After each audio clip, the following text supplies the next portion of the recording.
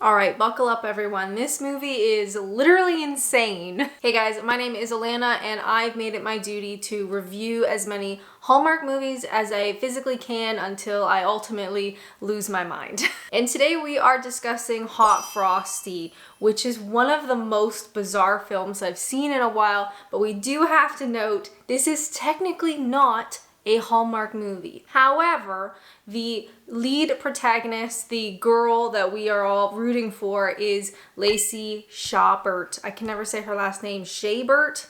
It's Lacey, the Hallmark queen. And I've suffered through this movie and I think that you should suffer too. Now we start off Hot Frosty in a town called Hope Springs.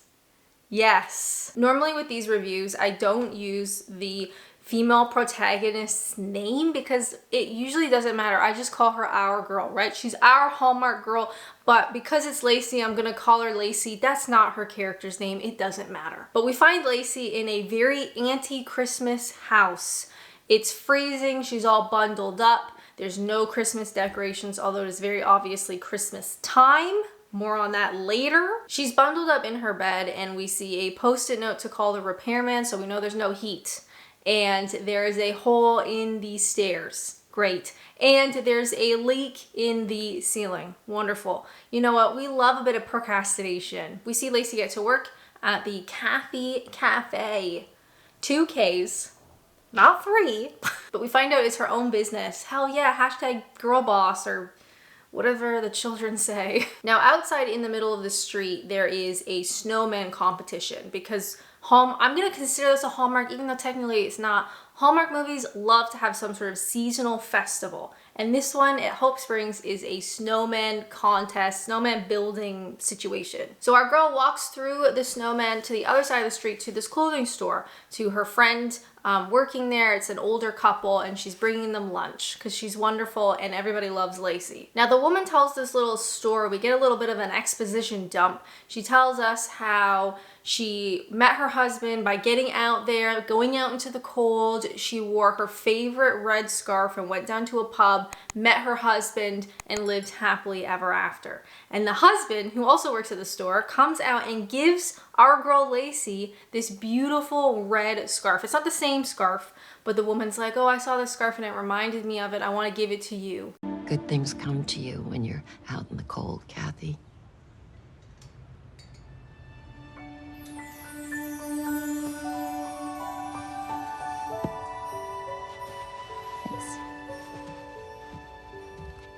Well done, you.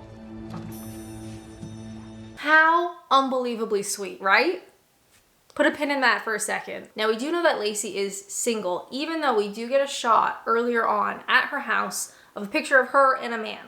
But we know she's single. So that either means divorced or dead. Now, typically in Hallmark movies, divorce isn't really a concept that exists. So we're probably dealing with a dead husband. So may he rest in peace. We get some royalty-free music as Lacey leaves the store and she's sort of walking down the middle of the road where all the snowmen are. It's nighttime now.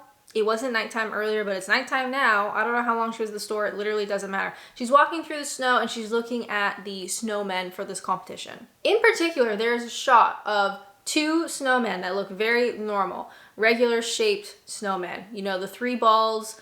They look like snowmen. You know what a snowman looks like. However, in between these 2 snowmen is a thirsty snowman. It is a hot man. Some poor, very sexually repressed woman made the hottest snowman she could think of. He's ripped. He's got great snow pecs, giant nipples. Wonderful. So what does our girl Lacey do? That beautiful red scarf that she was just given from her friends at the clothing store literally 5 seconds ago. What does she do? She takes that beautiful scarf off and she puts it on Hot Snowman. I can't think of anything more rude. Imagine the couple at the clothing store looking out the window, because this is just across the street. They're looking out the window and they're like, hey, Lacey's just gave away our scarf to that stupid snowman. Later that night, while the scarf is very conveniently hiding this man's genitals, because you know the person who sculpted this snowman, with the detail that they included, you know that there was genitals. Anyway, while the scarf is conveniently hiding all of the nudity, we get this sort of like magic royalty-free sound effect. And with that, we get like air movement situation, or maybe it's the magic, I don't know. But the snowman turns into a man, a hot naked man. Merry Christmas.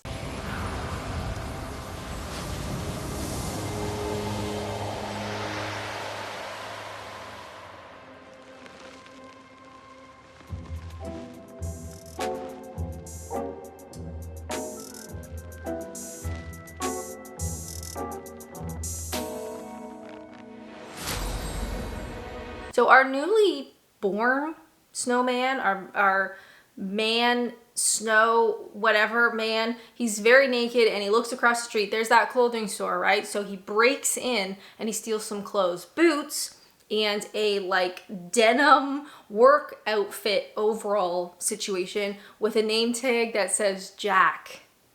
Get it? Jack Frost? Wonderful. On her way to work the next day, Lacey sees the snowman man, the man that was formerly a snowman. She sees him talking to the other snowman and she thinks he's having a mental health crisis. Nothing says Christmas time like literally having a meltdown. And one thing that really makes this non-Hallmark stand out from real Hallmarks, we meet the sheriff and the deputy sheriff. You're never gonna guess who they are, so I'm just gonna tell you. Unless you've already seen this movie, they are Craig Robinson and Joe Lou Truglo. I can never say his name. I can't even read it. They are genuinely very funny in this. They seem like they had a lot of fun filming it, so it really makes this stand out from a classic Hallmark. They are actually funny. And we see them at the clothing store investigating the broken glass and the stolen clothes, and they're taking it very seriously. And back at the station, the sheriff even plays his own Hope Springs song.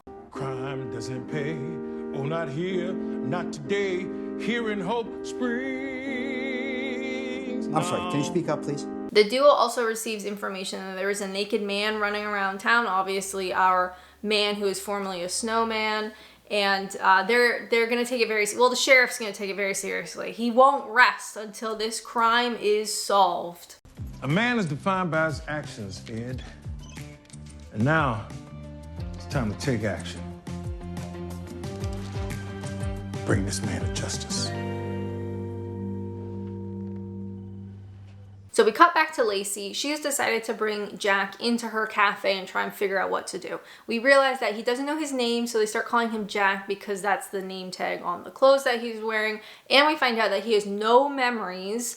They only start until he has no memories. He does remember her putting the scarf on him, but nothing before that. And inside the cafe, he's starting to feel really gross. He's starting to get really sweaty, even though his skin is like ice cold. So Lacey decides to take him to the doctor. And honestly, reasonable decision. At the doctor's office, she gives him 2 separate temperature thermometer checks. And both of them say that he's essentially dead. Now this is a fun scene because while Lacey is trying to be very reasonable, like what do we do with this man? His temperature indicates that he should be not alive. And he's saying he's a snowman, he doesn't know who he is. And you know what? The doctor believes that he might have been a snowman. Everything about Christmas. Santa, elves, flying reindeer. The scientist in me knows they shouldn't exist. Wouldn't the world be a little bit better if they did? I cannot believe you. And the doctor, the horny, sexually repressed doctor, really wants Jack to go stay with her. So they're talking to Jack and they're like, where do you want to go? Do you want to stay with the doctor and we can figure out what to do? No, he wants to stay with Lacey because he's known her his whole life. I want to stay with Kathy. What? No. No, that's absolutely not. Kathy can't take care of you. She could barely take care of herself. No offense. None taken. But I trust her. Come on, how could you possibly trust me? Because you put the scarf on me. And I'm pretty sure that's what's keeping me alive. So technically, I've known you for my entire life. And this is something that we need to address because it is something that I lie awake at night thinking about. This Jack, formerly Snowman Jack, it's kind of portrayed that Lacey is his mother. okay? Lacey gave him life. She gave him the scarf. He looks to her like a mother. He loves her. He's known her his whole life. However, yes, Jack is the love interest for Lacey. So we're just going to overlook the fact that he is essentially her child. That's totally fine. We're moving on. So Lacey brings him to her home because that seems fine. We actually get a Mean Girls reference, which I just absolutely loved. I know who I am. That is so funny. That looks just like a girl I went to high school with. Now at her home, we come to understand that Jack is essentially a child. He doesn't know anything. He doesn't know TV. He doesn't know like the objects around him. He doesn't know how to do things or know like simple phrases or anything like that. He is a child. So Lacey decides she's just gonna leave him in her house, hope for the best, and go back to the cafe because it's literally the middle of a work day. So I'm gonna go now, and please don't rob me blind.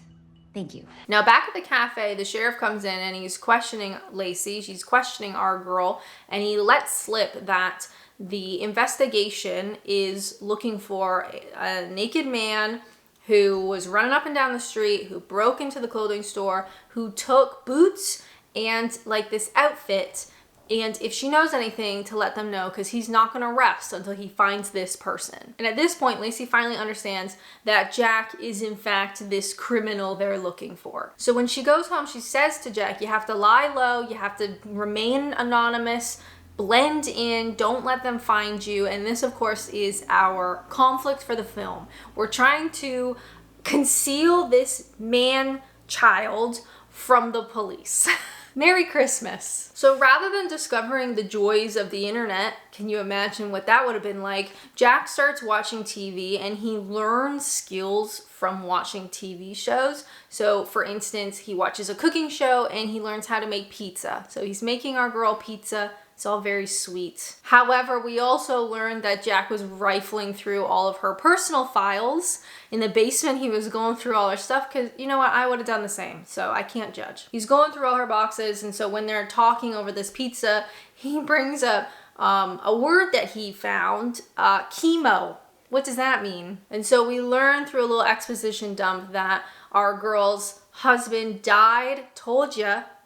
Divorce doesn't exist in the Hallmark cinematic universe. We learned he died, he had cancer, he went through chemo, it's all very sad. So our girl is sad, okay, fair. There's a very heartfelt exchange, and then they both reach for a pizza cutter and they touch hands. How romantic. Again, I repeat, this man is her child. The next day, Jack is doing repairs on our girl's house. Lacey's house is falling apart, right? She talks about how it was her husband that did all the repairs and now she doesn't know how to do it, whatever. So Jack is on the roof without his shirt on, naturally. And he's fixing the roof and this old woman sees him and crashes her car. This is actually another fun difference between a traditional real Hallmark movie is that there are actual sexual innuendos in this movie which don't exist in the Hallmark cinematic universe. And this exchange like perfectly represents that difference.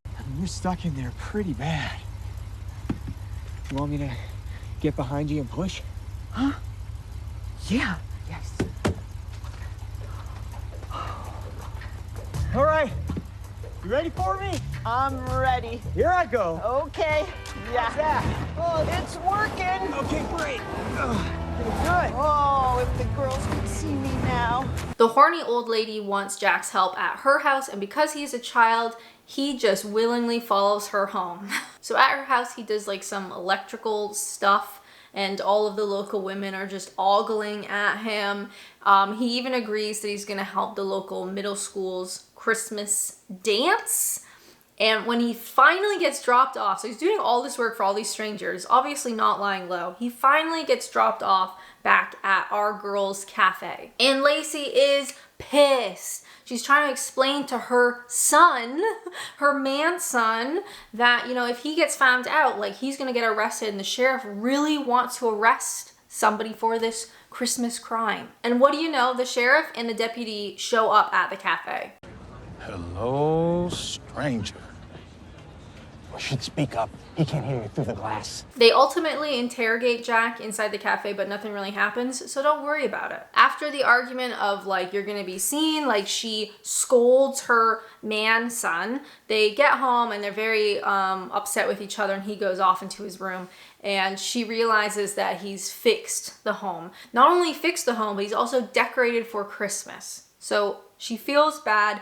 She goes to see him and to apologize. And honestly, the only thing I could notice was Jack is on his bed with his outdoor shoes on his pillow. Somebody needs to teach this man basic hygiene. So Lacey gives in a little bit and she says that Jack can help with the middle school dance, the Christmas dance, but he has to be very careful and he can't tell anyone he's a snowman. Even just talking about this film makes it feel like a fever dream. We finally get a nice Christmas montage. You love to see it. They're decorating and they're doing Christmassy stuff and working and getting Christmas cookies, like baking Christmas cookies, and they put up a Christmas tree and it's all very wholesome. And then we get an extended shot of Lacey looking at him in a way that made me feel uncomfortable.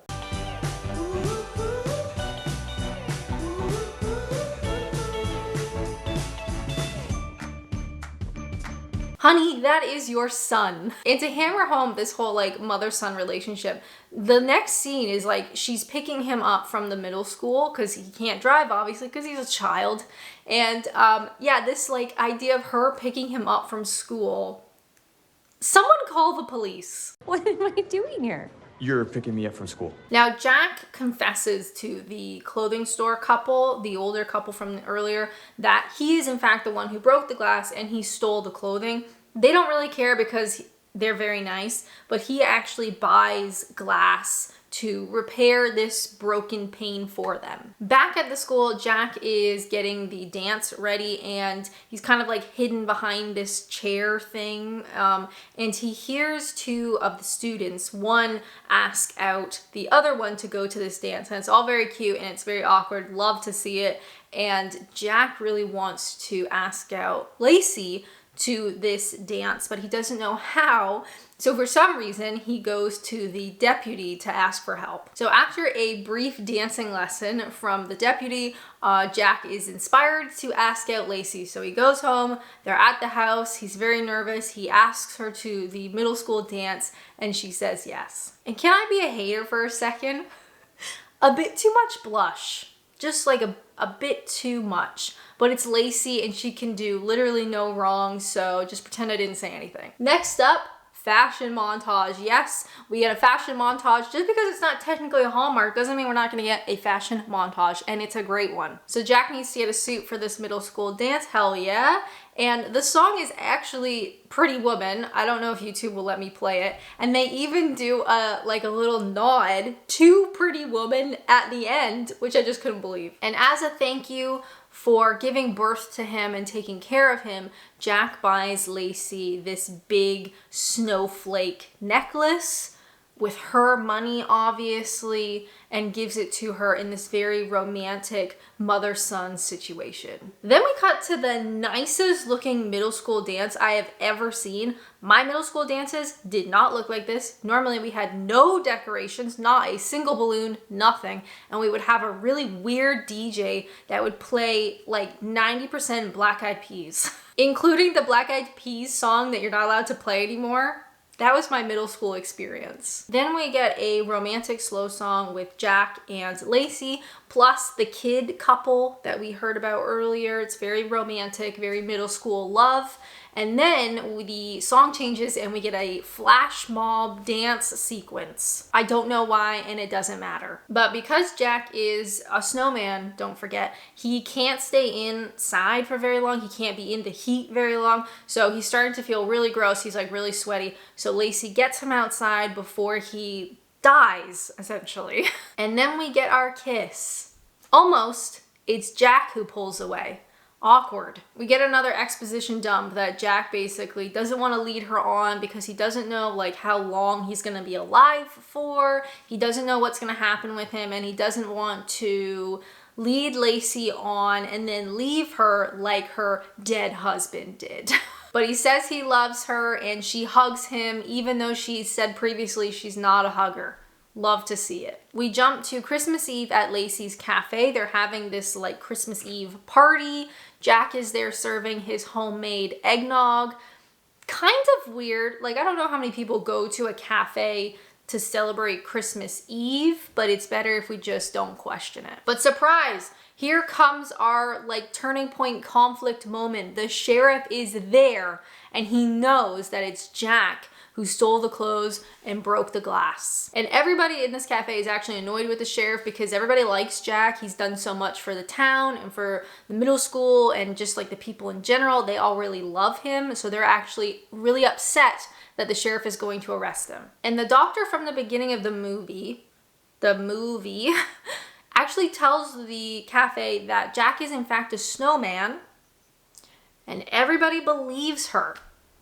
So He's different from us, Nate. What do you mean, different? He's a snowman that magically came to life. Remember that muscular snowman from the Snow Sculpture Festival? I thought he looked familiar. moving on, at the police station, Jack is sweating. It's hot. He is legitimately melting. Lacey shows up. She wants to bail him out. We learn it's going to be $2,000 and the sheriff is on holiday for Christmas. So she can come back in a couple of days to let Jack out. But of course, we know Jack is going to melt/die before then. So Lacey empties out the safe of cash, but she's short. And outside the police station, the whole town gathers and they all rally together money to bail out Jack. And the final person to add money to the pool is the black kid from the middle school that was asking out the girl and dancing. And we find out that he is the sheriff's son. Mild shock. The sheriff decides that he's gonna be nice, that everybody seems to really like Jack. He maybe went a little bit overboard with this investigation and he decides to give everybody their money back and he's gonna let Jack go. But by this point, Jack is already unconscious, so they have to carry him out and put him in the snow. The suspiciously artificial looking snow. Lacey says some heartfelt things to him even though he's unconscious about falling in love and Christmas and the Christmas spirit and all that stuff, but he's dead. Sorry kids, Christmas is canceled. So naturally, she kisses his dead body. And just like that, Christmas is back on. In her final act of desecrating his corpse, she takes back that red scarf that he's been wearing this entire time. And as she's walking away through the crowd, away from his corpse, there's that royalty-free magic sound effect music situation thing, and Jack stands up, surprise! He's a real boy, somehow. This is not explained and it doesn't need to be. We've literally just watched an hour-and-a-half film about a snowman that came alive, okay? So you literally can't ask questions. Everybody cheers and they kiss. She kisses her child. Now to end the movie, we get like an epilogue scene because it's finally Christmas, they're opening presents. He bought Lacey a DIY for Dummies book. Great. Obviously with Lacey's money because he doesn't have any. So it's Lacey who's the one that finally fixes the heater, like the boiler, whatever, the heating. The house is warm now because Lacey fixed it. So Jack buys her a book with her own money. What does Lacey buy Jack? Tickets to Hawaii. Need I say more? Merry Christmas. Now with all of my reviews, I like to look at 3 categories: chemistry, plot, and enjoyment. For chemistry, I'm gonna give this 4 out of 5. There is a level of chemistry and Lacey is so good at the chemistry. After doing like literally hundreds of Hallmark movies, she's very good. But it is very difficult, at least for me, to get past the fact that he is her child. I struggle with it. Maybe that's just me. For plot, I'm giving this a 5 out of 5. A snowman turns into a sexy man who becomes the love interest. Literally insane. I love it. Now for overall enjoyment, I'm gonna give this 4 out of 5. This is actually funny. It's supposed to be funny. It's actually funny. And it's very clear that they have a real budget. It's more like a real movie. So it's gonna get a 4 out of 5. The reason that I love Hallmark movies so much is because they largely don't have a budget. They don't make sense. They're cringy. They're kind of embarrassing. They're like hard to watch. And this didn't really have that sort of magic, that Hallmark magic that I love. So it can't get a perfect score, but it is actually quite funny. And there you have it. Snowman turns into a love interest. Will we ever see a movie like this again? I hope not. If you'd like to watch more, how about this one? A woman goes to LA and she is not allowed to date someone who's poor. But as always, thank you guys so much for watching, and until next time, bye!